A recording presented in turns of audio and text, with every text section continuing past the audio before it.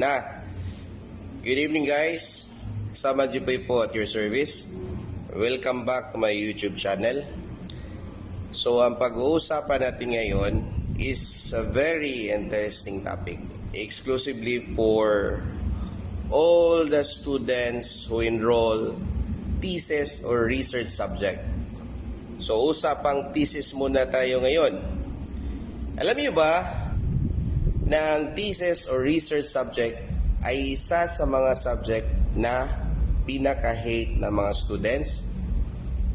These are the reason why majority of the students hate research or thesis subject. Reason number 1, ang research subject is a very time-consuming subject. Ikaw ba naman ang gagawa ng 4 hanggang 5 chapter tapos gagawin lang scratch ng panel members mo or ng advisors mo? So talagang time-consuming talaga.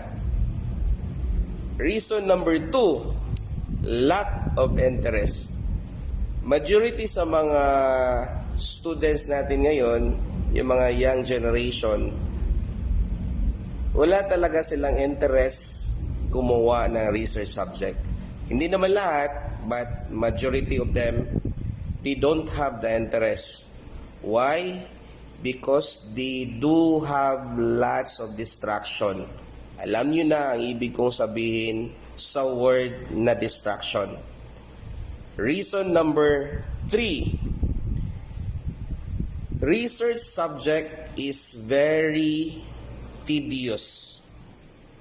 Sino ba naman ang hindi napapagod gumawa ng 4 hanggang 5 chapter tapos gagawin lang scratch? Depende yan sa orientation ng teachers ninyo.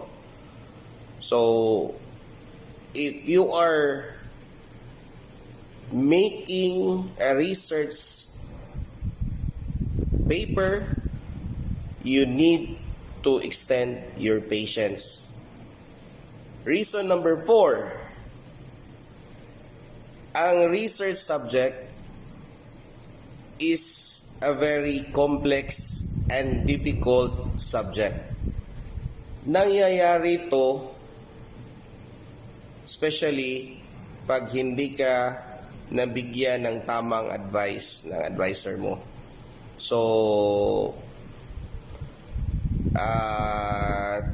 teacher participation is very important in research making.